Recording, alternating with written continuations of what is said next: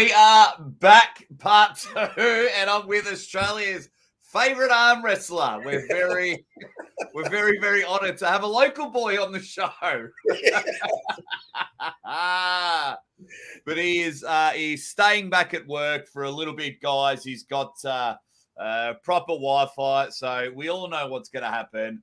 My Wi-Fi is going to shit itself because, you know, that's just the way the world works. We'll do a bit of a recap of yesterday, and then we'll ask Todd about some upcoming stuff. But hey, Todd, mate. Well, long time no see. Yeah, it's been like 24 hours.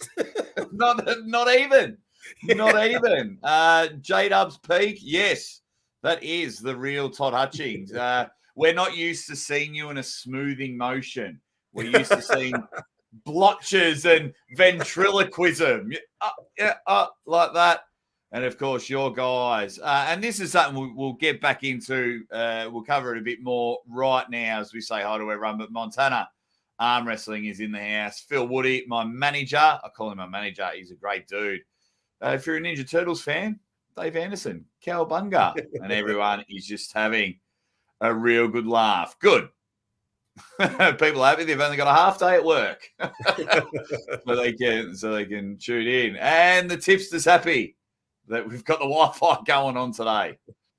Beautiful. People from all over the world are tuning in. And just quickly before we start having a chat to Todd, don't forget, for 50 cents a week, you are helping out the Aussie arm wrestler. I got so many dead set legends, so many bangers in there. Really appreciate it because every single dollar is going back to the channel. Also, just found out last night, I'm allowed to come to America.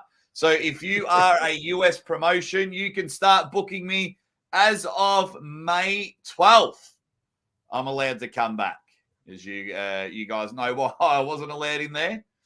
But yeah, Benji Max in the house says double the Toddzilla, hey, with proper Wi-Fi, which is all good. Shout out to Uncle Todd. Let him know he makes a mean brisket from E&E. You're a bit of a cook. I can cook outdoors. Yeah. Like I got a girlfriend that does all the indoor cooking. So. Wow, mate. Yeah. My wife cooks everything for me. But when the barbecue comes in, now actually off topic, I wonder if it's a man thing or an Aussie thing. When you pick up tongs for the barbecue, what's the first thing you do? Oh, I start clicking them to a Def Leppard song. Oh, to a Def Leppard song. Yeah, here in Australia, we got to give them the double click. Yep, and we just got to make sure that they're all right. Hey, guys, you do not have to wait long to see this man pulling. He's pulling, we worked out the name, Ben Brooks. I kept calling him Braun before we went live yesterday. Just give everyone a bit of a recap about you about to become the strongest man in Montana. Yeah, it was towards the end of last year. Joshua Wilson reached out to me. He's the promoter. Ben Brooks is the biggest, baddest dude in Montana, and arm wrestling is starting to catch on there. They're starting to promote it quite a bit. Ben's been traveling, pulling other folks. So they invited me out to Great Falls a week from Friday.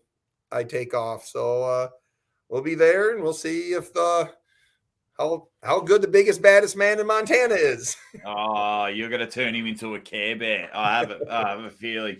So did Ben call you out, or did Josh just sit there and go, shit, we actually could get Toddzilla at our event? Could you pull our strongest dude?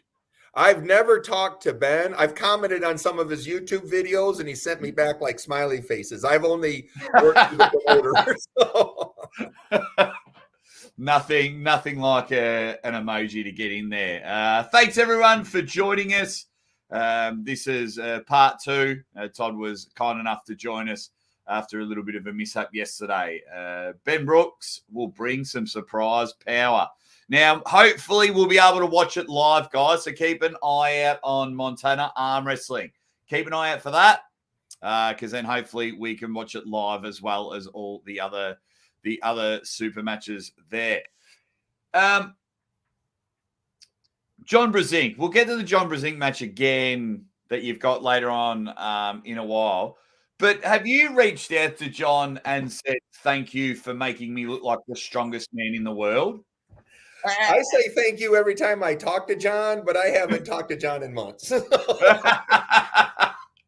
I mean, because I kept, it's funny in the arm wrestling world and just in the sporting world in general, how quick we forget. So obviously everyone was watching John Brzenk and Corey West November, December last year at the Monster Factory. And what a match that was. It was absolutely brilliant. And then I was like, everyone was like, oh my God, John Brzenk is just something unbelievable, which he is. But I kept reminding everyone, hey guys, Todzilla's been that, got the t-shirt and did it a lot easier. But to be fair, John beat that scrawny Russian that beat me. So, I mean, all that did was like even the boat. So. Wow. But then you absolutely floored Irakli. And once again, John fell short at the line. And I was just like, man, Todd's very strong. Is that your first thought when you think of something where you know, when you're watching John Irakli and you're like, I think when I pulled Irakli finally met a good arm wrestling coach. So I think I just elevated him. So. I think so as well. Yeah, because I watched you absolutely tear Irakli a new one, and then I saw Irakli at King of the Table, and he had ballooned out. And then I saw and then when I was watching him on Lavon's channel before East versus West, I was just like, yeah, where we the pancakes must be on the cheap in Georgia over there. So when it comes to winning trophies and t-shirts, you can spare no expense. I mean, let's paid $100 to take years off our life expectancy. So. Yeah. And oh man. So what are your thoughts on that? Like people that just like, because in our sport, if you want to be the creme de la creme, you know, especially in the super heavyweight division, you gotta get massive. You got to get massive. Now, do you think that it's worth it if you become the number one in the world and everything like that? Or what are your kind of thoughts on it all? I don't know. You got to be massive now, but you didn't always have to be, and we'll see. Certainly, Lavon is big. Simplinkov was big. Who was the guy before them? The bald-headed guy. I'll think of his name soon. But what? No, it was quite a bit. Oh, it was like from 10 or 15 years ago. I'll think of his name. But you know, Travis and Devin weren't super huge when they were top of the world. I think it goes in waves. Whether it's worth it or not, I don't know. I mean, I know how much money I make a year.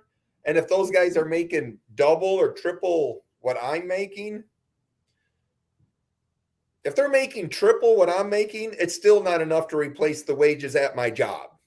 You know? Wow. Yeah. Okay. They would have to make more like 8 times. They'd have to make 8 times my arm wrestling revenue to replace my wages for what I do. So, I mean, maybe they do that. I don't know. But I mean, I know I will never get 8 times my current winnings in arm wrestling. So. Wow. Bloody hell. You were dropping bombshells on us yesterday about potential retiring.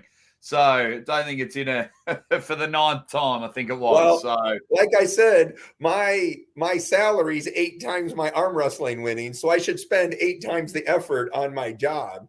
And yes. I got a couple of inventions, business ideas, which might get me 8 times my current salary. So, you know. Oh, geez, so, that would be all right. That would be. I mean, right. you can't ever quit arm wrestling, but you gotta proportionately apply yourself. So when the WAL was running full steam and I was still doing UAL stuff and everything like that. Back then, arm wrestling was almost a third of my salary back then. So I spent about a third of my time preparing for and prepping for arm wrestling.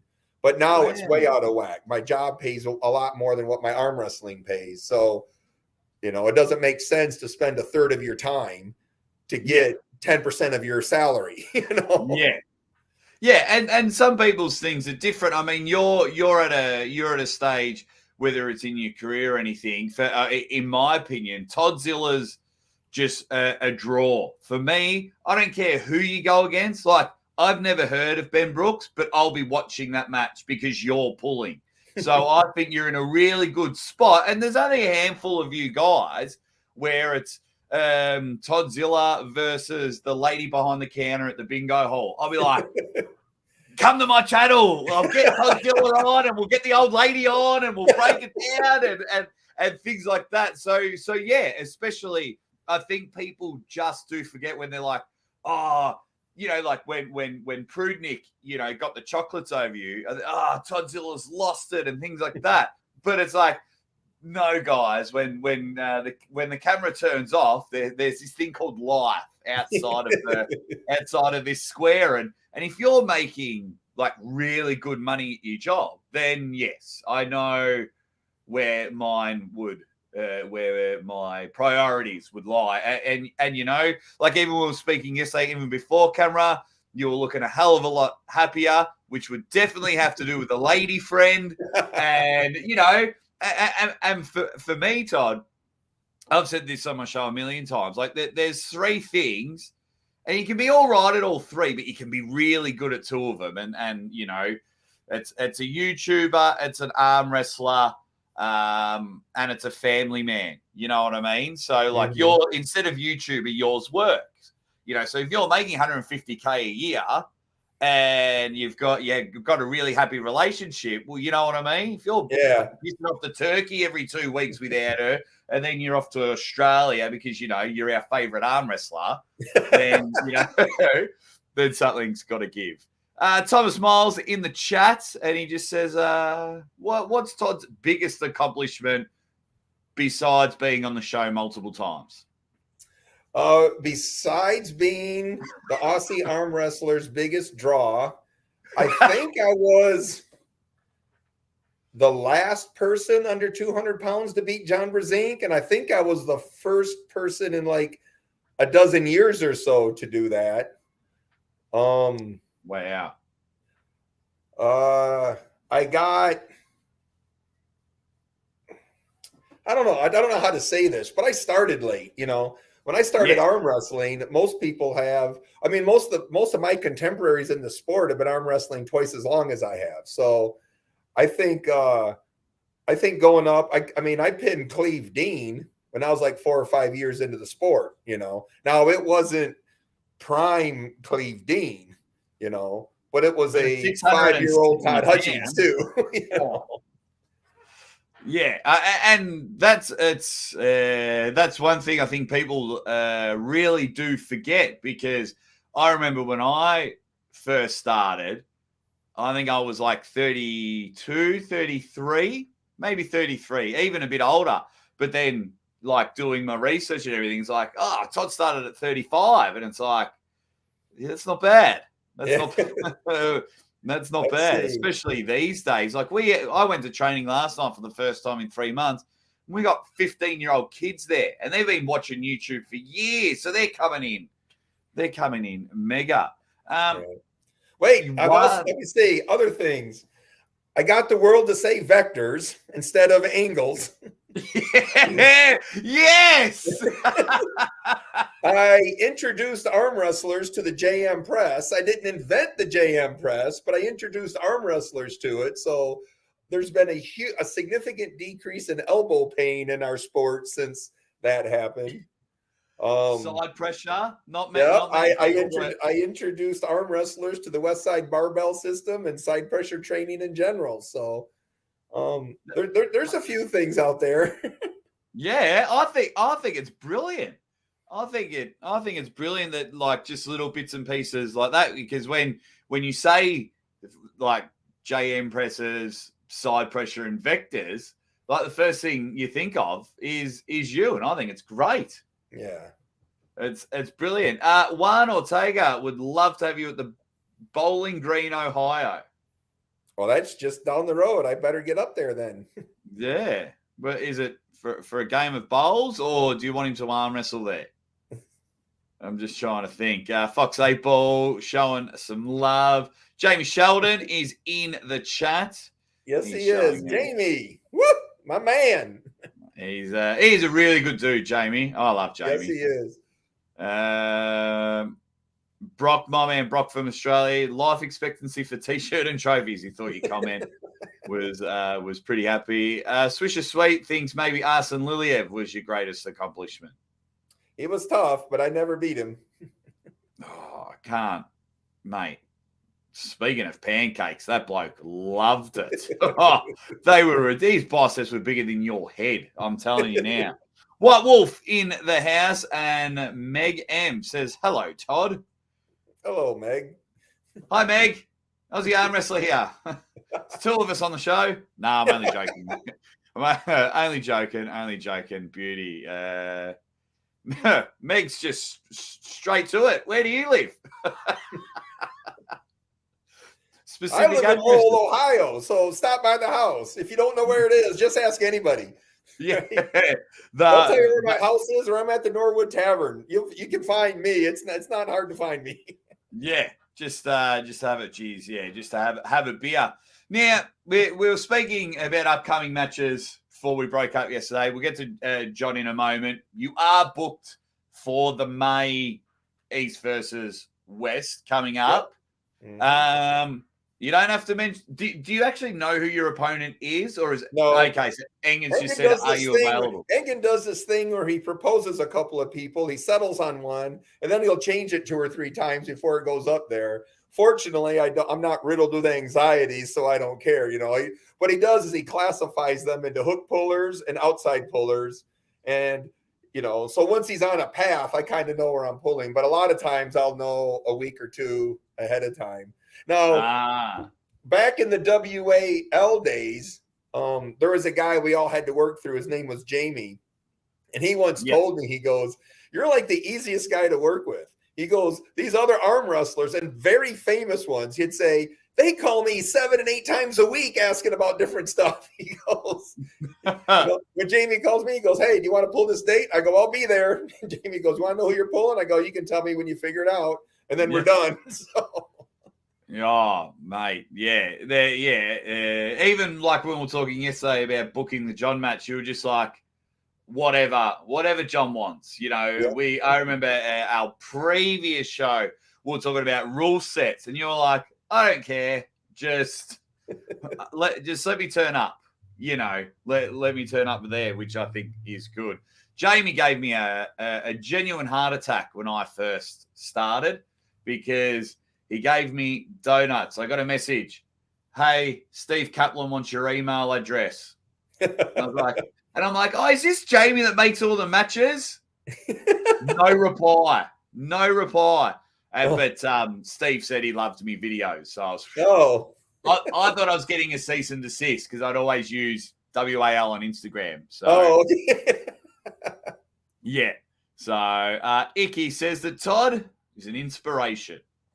Thank you. Which is good. Montana with a quick question. And we'll get to more questions a little bit later on, guys. He's trying to get some dirt on you for Big Benny. How strong are you right now? I am 44% stronger. There it is. That was the only answer you're getting, Montana. How did you think there was anything different? Oh, this must be. Oh, here we go. Todd taught me to put chicken ramen on popcorn. Oh yeah, that is delicious. Oh, guys. So, so we've got a match at May. You're hoping to get 5 matches in your season. I'm hearing a rumor, and it could just be a rumor, but is there a potential match with you and Derek Smith? Derek reached out. A couple of people have reached out asking for matches, and they picked months. And I've agreed to them. They're just working out finances. So Derek did reach out to me, and he gave me a month. I go, yeah, I'm open. And he'll get back, and we'll arrange negotiating prices with me is easy because it's a menu, right? Yes. And there's another potential match in Michigan, and it's at the same state, and that would make 5, right? Because I'm pulling Ben Brooks, East versus West, John, Derek Smith, and I'm not using the other guy's name because it's not out there. So, I mean, I know his name and I know the promoter's name, but I don't want to get ahead of it in case they're working on something. So, but I potentially have 5 matches lined up already. 3 are confirmed and 2 are tentative. So, you promoters out there, it's first come, first serve. So if you got a match, and I'm open that month, I'll pull it. Very, very interesting. Very interesting. Geez, you like taking on the big fellas, don't you? You just love the big fellas are all they offer me. I mean, I would much rather pull Sarah and Gabby and Tobias' sister, Oh, that would be good. There you go. Fox 8 Ball's just spread in the lab. Toddzilla is the most sought after puller on the planet. I think it's not only that, Fox. I just think it's just so easy to deal with. I've tried organising super matches here just with local guys, and it's an absolute nightmare. So, has there ever been a chance, whether it's this year or last year, where you've just knocked back a match and you went, nah, that's...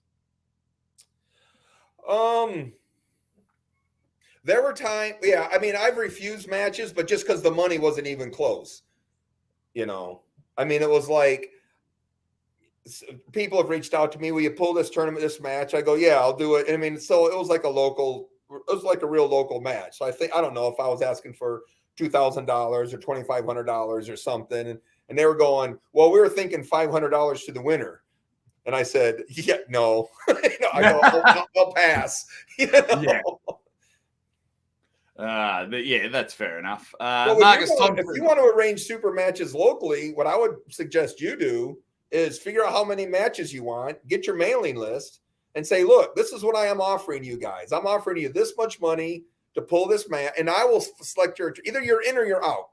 But we're not going to settle this like children and whine about it for 3 weeks. Either act like a professional, and either you're in or you're out. And then the first 10 people or 6 people that say yes, that's your card, Well, I have tried, to be fair, I haven't probably tried in like 18 months, but I have tried a very similar thing. But what happens is I get the 8 names, and then I'd be like, all right, Todd, I'm putting you up. I'm going to put you up against Ryan Bowen, for argument's sake.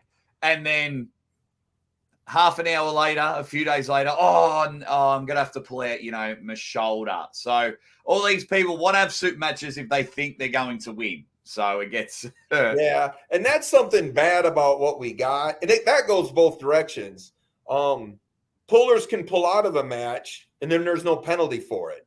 So it's like you almost want to say, I'll pay you $1,000 to pull this match, but you got to give me $300 or $400 as a retainer to hold your slot, because if you don't, now they've got $300, which they forfeit if they don't show up. But the flip side happens to me. I've been in foreign countries, and they don't have the money to pay me. So that's a risk I take. So if it's somebody I don't have a good feeling about, I get like a certain amount of money up front. A lot of times though, I go out and people I haven't met, and I'm just trusting them, and they're on the hook to pay me a lot of money. And one of this, it's nerve wracking when you're surrounded by nice people. Arm wrestlers generally are nice people, so you feel bad if you don't think you're going to get paid, or if it's not. And sometimes I go, I really got to set this clearly up front, because I don't. We agree on all the terms, but then I never ask, how am I getting paid? When am I getting paid? That sort of thing. And when I was in Germany, the promoter was a sweetheart, man. Germany was so much fun. Coach Ray was out there. We did a seminar together. Oh, yes. Yeah. And so that's where we started talking about how I was getting paid. And I got paid and it was great and everything. But while I was thinking that, I'm in the back seat of a Mercedes. I don't know. It was a 4-door Mercedes. It had a 10-cylinder engine in it.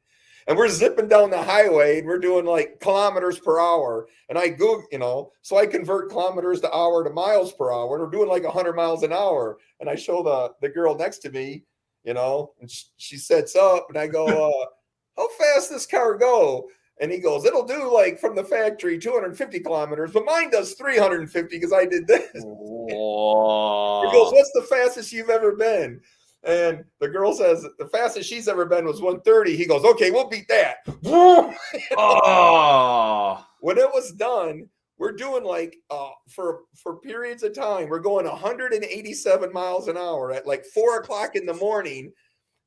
And there's 4 of us in this car, and all I can think now is, were the tires bald? Did he check the brakes? Is he doing maintenance on his car? And then I go, do y'all have deer in Germany? Because we got a lot of them in Ohio. Oh. And they go out in front of you and everything else. I mean, we got to the airport. The girl loved it. She was excited. I don't think I ate solid food for 4 days, man. Bit of angina and shit like that. Yeah, that would have been. But this car was tough because we'd be in the 130, 140 mile an hour range and it would shift gears, And I go, how many gears are in this car? It's a 7-speed automatic and a 10-cylinder engine at like, I think I Googled like 500 and some horsepower. I mean, it sounded tough, but that's something you got to ease into because there's not a road in Ohio you can go that fast on. We got hills and curves and deer and possums and raccoons and all kinds of stuff, Yeah. We got to put up kangaroos and even wombats. Wombats are about that big, but they're just rock solid concrete. That's madness. Marcus Thompson's in the chat. Marcus Thompson, I'm telling you, arm gods, this guy. Todd, you got to have that one more match, and you got to be at Arm Gods in Canada. This is a good thing from Timmy, and I want to get your opinion on a couple of things. Irakli said he wants a rematch with Toddzilla. Engen mentioned it. So would you want to have a rematch with Irakli, and would you want to have a rematch with Prudnik? Engen didn't mention Prudnik. I think Engen's putting me in a different weight class than Prudnik. He mentioned Irakli. He goes, would you want to do this, this, or this? And I just told Engen, I go, it's your show. Pick whoever you think's best for the show. And he sent me back a thumbs up, and that's where it'll go. So, I mean, I'm fine with pulling Irakli again, but, what Engen's building is an entertainment type. I mean, it's some of the more entertaining arm wrestling out there. I mean, it's always these promoters always struggle selling arm wrestling to the masses. And he's got championships now, but for the longest time, it was just matches. It wasn't trying to lead to a bracket. So I'll let Engen figure out what he wants to do there. Well, where would you like to go? Like if he's putting you in particular categories, where would you roughly like to sit? I would prefer not cutting weight again, unless I would like to weigh in on whether or not I got to cut 20 pounds or so, because that's tough in a foreign country. It's a 10-hour flight, takes roughly a day and a half to get there. So if I'm in a position where I got to cut weight again, it would be hard to do that in Turkey. Because I mean, it's easy to do in the States because I know what the hotels are set up like. I can travel. I can lose the weight in the bathroom, that sort of stuff. But to go to a foreign country where the water's not always as hot as I need and the time change screws me up, so I would prefer not doing that. But actually, I don't care. Pulling the bigger classes, they've gotten a little stronger now at the elite level. But generally speaking, at the national level, the super heavyweight class isn't a whole lot stronger than the heavyweight or the middleweight class. I'd say that the super heavyweights are probably 8-9% stronger, but not 40 or 50% stronger. But on the world stage, I mean, obviously Lavon's off the chart stronger than probably anybody else in his weight class, let alone anybody 100 pounds smaller than him. So well, he's 50 kilos heavier than anyone. Like when he goes up against Hermes, 50 kilos heavier. Like, I don't care who you are. Like, you're in a world of hurt. For some reason, it doesn't come up on my screen, but JH Pipe Fitting getting in her done's been a member for 9 months. All right. So he's been a member. He says, would love to see Todd at Arm Gods. Hey, we all, I'm telling you, this is the new cat in town. They'll look after you. I'm going to tee you up with Marcus Thompson. Just get you in there. So John Brzezinski coming up. I mean, this could possibly be a swan song. It's at least it's the swan, could be the swan song for 2023. So if you didn't join us yesterday, guys, Todd's really interested in having a season. Instead of just pulling the whole 12 months, he reckons I'll give you 8 of the best months, January, February-ish to August, except we'll get him for Arm Gods, guys. Don't worry. So he's pulling John in August. For someone like that, what would be your ideal time off before your last match and ideal training time to ensure that you are feeling the best and enough time to grow that goatee again to pull it? I'm training for John. I started training for John when I heard about the match. So I'm already training for John. Okay. That's what I'm looking at. I might deviate a little for a very special opponent between now and then, but my training is pretty much set up for John now. The time off before matches has never varied. I usually don't take more than a week. If I got to travel, like when I go to Turkey, I get 3 or 4 days off automatically because it takes 3 or 4 days to get there. Yeah. I never take off much more time than that. Time between matches would definitely be probably a couple of weeks. A big tough match usually knocks me out for about a week.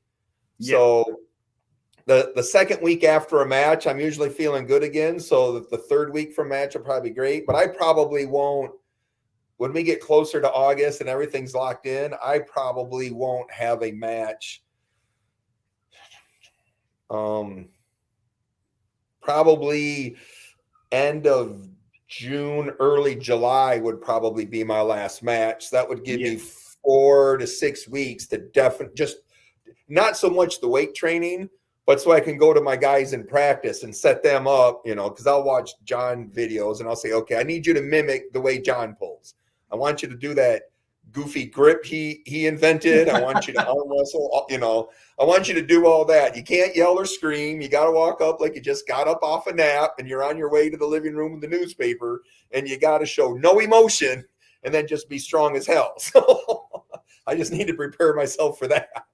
Yeah. Oh, it'd be mega. See, Marcus, I think we could be onto something here, because if John beats Todd in August and say, Marcus, your next event's in September, October, then we can have the decider, because Todd was one of the last ones to beat John in the middleweight. So then Arm Gods gets the decider. It's all happening. It's all happening, and everyone's up and about. Of course, it's going to be a fun match. It would be unreal, as they are all just all having a laugh in the chat, which is good. Just your opinion on a few things coming up. Your mate Devon is pulling Sandra Shedez. You've spent some time. Clearly you spent a lot of time with Devon, but you've seen Sandra's at your time of East versus West. Who's winning that one? I think Devon wins it easy. I think that's a mismatch for myself, but why? It's really interesting, because you've been there and seen Sandra's in person. Sandra's is a hell of a puller, but at that weight, Devon's on another level for that. People hold Devon's loss against Lavon against him, but I think Devin could probably contest Lavon in another 6 or 7 months or so. That when you pull at that level, it takes a couple of times to figure out how to beat people that big. And Devin's a lot closer to Lavon than Sanders is to Devin. Let me just put it that way. Wow. And of course, getting injured in round ones against someone like Lavon's not going to help. Like right. That's ridiculous. Wow. So Sanders. Oh, that's. Sorry, we love you, Sanders, but my man says you've got no chance. Yeah. Look, we do love you, but I don't see that as being very close. Yeah, man. I think a lot of us, I think, are sitting in your. I want it to be super competitive because I love both guys, but I think I'm a bit more in your camp on that one. Not my monkeys, not my circus, with some of the most important questions. Is that Todd's beer fridge in his office? How cool is that? It's we have office liquor. Oh, that is awesome. And of course, I'm very fortunate enough. I'll be back at King of the Table. So with your man John Brezing pulling, has he got any chance against the returning Dennis Saplenko? John's beat Dennis before, so I like John in this match. Of course, nobody knows where Dennis is. But it was 2010-ish when John beat Dennis, and Dennis was big then. But we'll see. But yeah, I like John in that match.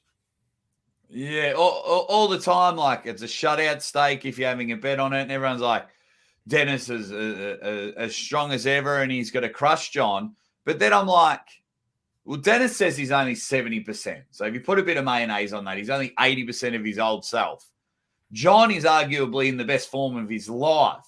And John, like you said, has already beaten Dennis. So every time I lean towards Dennis, I look on the other side of the table and I'm like, it's John. Yeah. And John's got a lot of forms, John's pulled in a lot of stuff. John used to be a majority of the time finish with a press, and he doesn't anymore. John's transformed himself as things have progressed and changed. John's changed. So he's like the most methodical, professional arm wrestling analyst I've ever seen. And he sees stuff and he says stuff that just is counterintuitive to me, but the man knows his crap. The man knows his stuff. Does he ever? And once again, another opportunity for John Brezing to make you look even better. Because if John beats Dennis at King of the Table, and then you beat John at King of the Table, Australia's favourite arm wrestler's just gone bang. That would be brilliant. And then in the other match, does Hermes have any chance whatsoever? I would have said no months ago, but you know what? I've underestimated Hermes his last several matches. So, obviously Lavon's a heavy favorite. I don't think he's lost a match in 3 or 4 years, and he's pulled a lot of different style competitors, right? He's pulled the Leighton, he's pulled Devin, he's pulled all these other big guys, and Lavon always looks like he's arm wrestling the same way. So he doesn't lose, makes it look easy, and he looks like he's pulling the same style, even though everybody knows what that style is. Lavon might be the near perfect arm wrestler out there, but Hermes pulls stuff out, man. If Hermes has a hat, I'd check it for rabbits. So, I think it's a lot closer than what the conventional wisdom says. Wow. If Lavon wins that match, obviously that's what the world sees. If Hermes wins 1 or 2 of them, I don't think that would be an upset if Hermes wins 1 or 2 out of the 5 or 6. That wouldn't surprise me. Because Hermes knows what he's going up against. You know what I'm saying? And it's just a matter whether or not he can pull it all together in time. And Hermes, Hermes has pulled a lot of folks, and he's pulled a lot of different places, and Hermes is very formidable. I am very impressed with what he's done and where he's came from. Because remember, he started under 200 pounds a long time ago. Yeah, he started about as skinny as that handle on your fridge. That's he was brilliant. But and if for me, if Hermes can get one pin, he's the first one to pin Lavon in a super match. Right. Like that's a win. Like I'd probably walk off if I were Hermes and he gets a pin round one. I'd probably pack my bags and leave. I'd be like, that's the first hurdle is to do that, because if you did it once, you can figure out how to do it again. But yeah, so I understand what a mountain it is for Hermes to climb, but he might be the one to climb it. and for me, the first person, whether it be Hermes or someone else, to get that first pin, I do believe can go on to win the match, only because there's so much pressure on Lavon, and he does. Not only does he not want to lose a match, but he doesn't want to lose a round. So I think he'll be rattled mentally. I think he'd just be rattled mentally. Like you see, like it happened with like Ronda Rousey. Couldn't touch her. She was dominant. Gets kicked in the head in Melbourne against Holly Holmes, and she couldn't recover from it. Went on a big losing streak. And I think that could be the same for Lavon. I think it'd be brilliant. Alex McDonald's been a member for 4 months. Like, I don't know why I can't put these chats on the screen, but he wants to know Todd's thoughts of Todd versus Ongabayev. Actually, I thought I was going to pull him once. Oh, I'm trying to think. I think Engen suggested Ongabayev and then switched it to somebody else at one time. I'm trying to figure out. I think I was supposed to pull Ongabayev and John was supposed to pull Prudnik. And I think Engen swapped the two as we got closer to that tournament. So, okay. Yeah, Ongabayev would be tough for me. Ongabayev is built and pulls in a style that is hard for me. So it would be I would definitely be uncomfortable pulling him.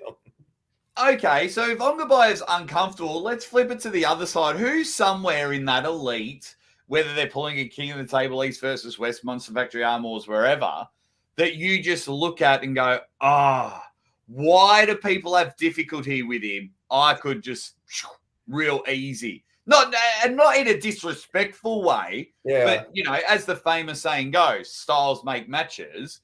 So who's someone that people struggle with, and you're like, I'm not saying it's still current, but I beat Irakli, and then Irakli went undefeated after losing to me.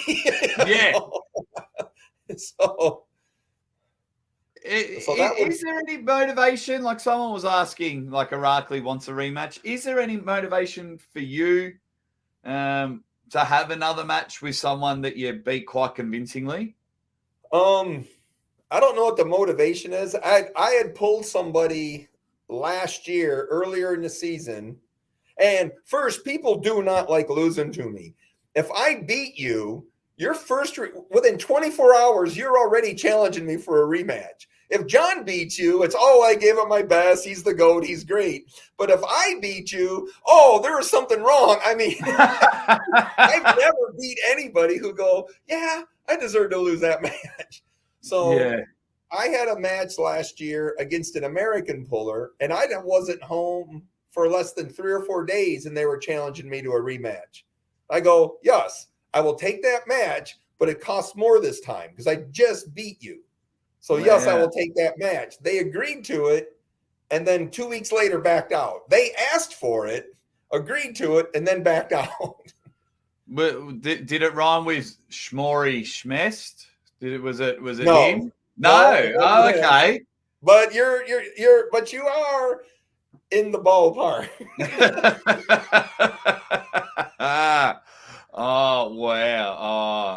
actually, Corey West is the one guy that didn't automatically challenge me for a rematch. To be honest, we became pretty good friends after that. I mean, okay.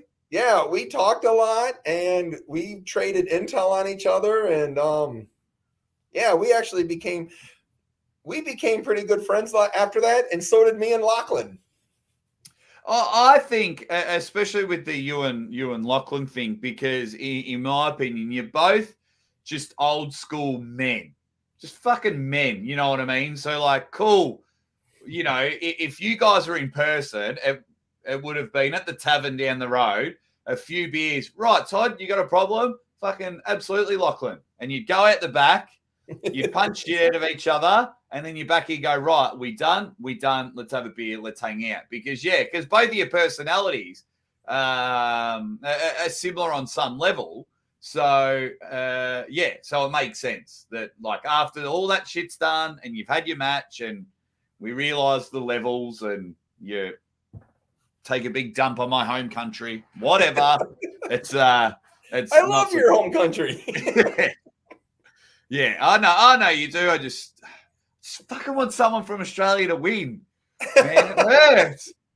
I'm trying to get runs on the board, being at king of the table, you know. And then every time Ryan wins, it doesn't count for some reason. So Lachlan had a couple of good wins in America against Pablo and Austin Jaggers. So we're slowly getting there. Austin Jaggers is no joke, and Pablo's no joke. Those are tough guys. Yeah, and he beat him on the same day. He beat him on Pablo on the left and Austin on the right. Which is good. Speaking of Australians, your mate, very good friend of mine, Ryan Bowen's got a match coming up against Chance Shaw. Has Ryan got any chance, so to speak? Now I'm talking about 107 kilo Ryan Bowen. Is it 107 kilo Chance Shaw? No. Chances. Oh. No, I wish. No, I think Chance is at his whatever weight he's at, 130. Yeah. No, I don't think Ryan has, but that's a mismatch. Yeah. As in Ryan will dominate. That's awesome. Yes, okay. Thanks, Todd. It will definitely be one-sided. Oh, that'll be good.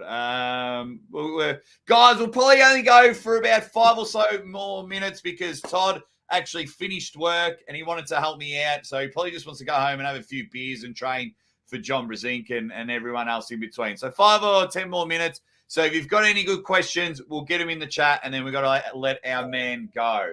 My question about Zurab. Zurab asked to pull me quite a few times. Engen knows it.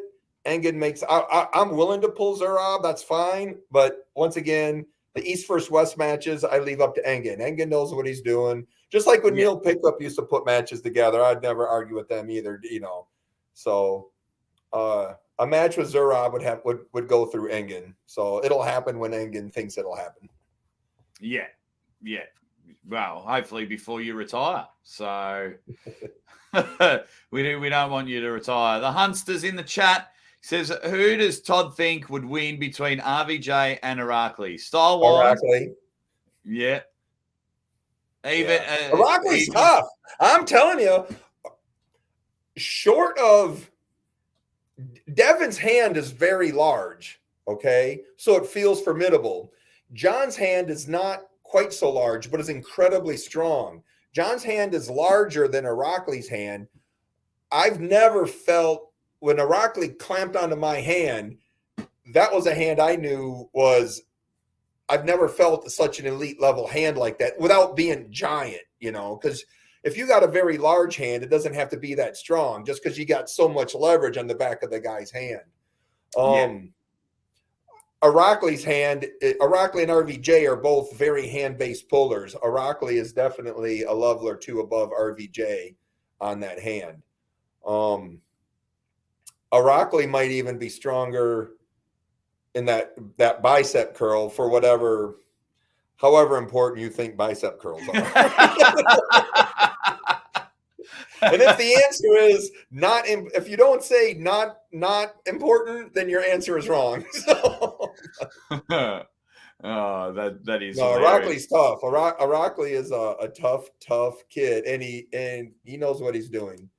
Yeah, absolutely. I think it's just because you made it just look so easy when you beat him. And then he's. But I pulled him differently than everybody else did. I mean, Lachlan would have had a better. Lachlan was close on his third or fourth match when he came across center, but Lachlan kept trying to cross center to either get inside or something. Lachlan had to just give up the hand because Lachlan's hand wasn't anywhere close to Aracli's, and just fire back, even if you're waving bye-bye. Yeah. But Lachlan had to get that match on his side of the table at anywhere, whether it was 2 o'clock or 8 o'clock, but he just had to be other side of center.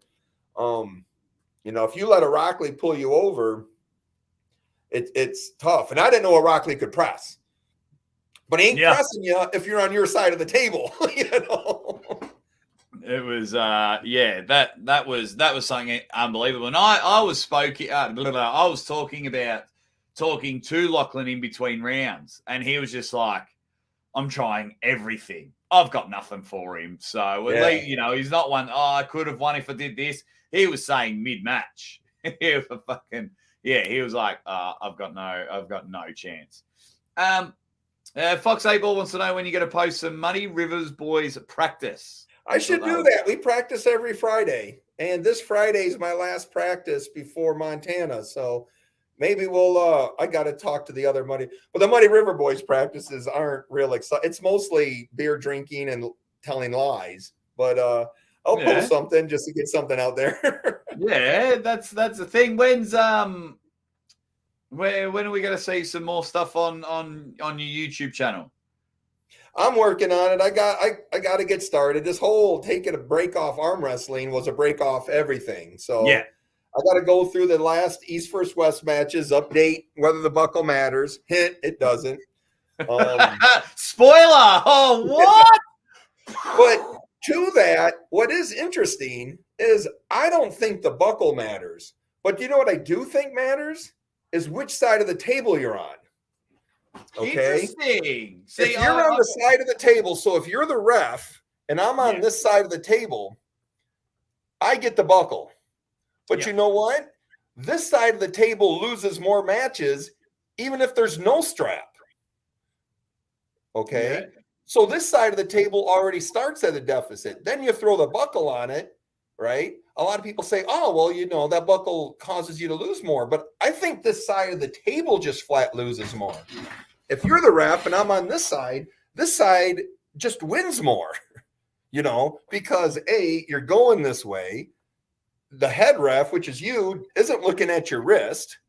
Okay. I can see you, right? I can line up. You don't see my wrist. You close. Whereas when I'm here, you see my wrist. You're wearing me out. Plus, my natural position is here. Now I got to turn over to see when you're going to say go. So I'm kind of out of position here. Now, elite pullers adjust. So when they're on this side of the table, they'll move their feet a little bit in order to pull that shoulder back. And when they're on this side of the table, they put their offensive foot a little bit more forward. But I'm sure it's a theory. I'm sure there's a bias to that side of the table. So I don't know how you correct that. But the easy way to take the buckle out of it would be leave you the head ref, let the down ref put the strap on. So now I'm on the good side of the table, but now I have the buckle because this ref put the strap on, okay. I'd love to get an analysis on that, left side of the table versus right side of the table, because someone was talking about the other day about sides. It might have even been Jerry Cataret. Might have even been saying the side of the table matters. And then I think Devin was laughing at him or something along those lines. My mind's blowing that, that you mentioned that, because I was having a read and I was like, I kind of get it, especially if you're against someone that watches the ref's mouth then you Right. definitely have. Then there's definitely advantage there. Marcus Thompson, thank you very much for the super chat. He says, "Great show, boys. Todd, I know you love your arm wrestling, your beers, and to party. You've never Yes, seen a I party do. like Arm God's party. Let's make it happen this year." I'm telling I'm you, very easy to find. yeah, there you go. So, because Marcus isn't really on social media, so I will send Marcus your phone. I will send you Marcus's phone number. All right. But no, mate, these boys can drink. It was ridiculous. There was one puller that was at Marcus's house till 7 a.m. the day of, and then he has one of the match. He has the match of the night. Doesn't win, but he pins his opponent for the first time ever. I think it was 4-2 in the end. But then proceeds to tell me he was 6 or 7 pints deep before the match. They're just all happy to admit that they're alcoholics. And they went. We got pullers in America like that. I'll be sitting there at the table waiting, all a nervous wreck, filled with caffeine and ephedra, and I'll see some of my opponents walking around drinking beers, and I go, I hope that's a good sign. Yeah. Well, if you pull any of these blokes from the UK or Ireland, yeah, that's their caffeine. It was unreal. But no, it's really good fun. So, Marcus, I will send Todd your number. Let's try and get something happening, and hopefully it's not too deep into his off season. So we'll go there. But thank you for your support, as always, Marcus. It's beyond appreciative. And I did get an email from your admin lady today. All right, a couple of quick things, and then we will wrap up the show. Mike Jones says hi. Easy E says it's table voodoo. Adam, that one guy, says, true, sometimes the ref does pull the side farther away from the pin pad. Happens a lot. Timmy Turner's happy with what you're saying. He says, good points. Gizmo, interesting. I love it. I absolutely love it. There's a question here. What was it say? Toddzilla, can you make a 1-minute video on your YouTube channel telling everyone to subscribe to the Aussie Arm Wrestler? What? Who wrote that? Oh, stop it, guys. He's only got I'll write it down. Falls, you want me to say that for a whole minute? I mean, that's like an ASMR video, but a 1-minute video. Well, it just means you make more money on YouTube. What does Todd think of a match against Tobius Barong? Ooh, it's another one of those big tall dudes. I mean, I'd pull him, but if I'm going to, that's up to Engen, you know. Yeah. Yeah, okay. Has King of the Table ever reached out? Wow. And I'm not saying like maybe my feelings got hurt when all these other people started getting invites, people that I've pulled and beaten, and then they show up over there pulling. I'm not saying that hurt my feelings, but it's kind of rude, I think. You know? Well, yeah. When I was there, 2 people that you would have beaten went against each other. Maybe that was I met the guys. I mean, I've never talked to Larry Wheels, but I met the other guy and talked to him a couple of times. Wow. But there's also other people in my circle that haven't gone either. Like Prudnick's never been over there either, you know. No. Well, for a while, Prudnick couldn't. Oh, no, Prudnick didn't pull for ages because he's only been at like 2 East versus West. But I think, yeah. Well, I know what I'll be saying when I go over there. I'll be slamming the table and I'll say, right, King of the Table 7, Toddzilla. Yeah. But to be honest, I mean, if I wanted to pull every other month, I could go to Engen would match me up every other month if I wanted to. So I've got plenty of opportunity. But, you know, even if you're not going to the party, you still want to be invited. You know? Correct. Yes. Oh, mate, I know exactly how it feels now that I'm becoming a bit established and things like that. Or even if I am invited to the party and I can't go, I'm a bit like, Oh, yeah, that sucks. So, You go, why are those other guys over there? yeah.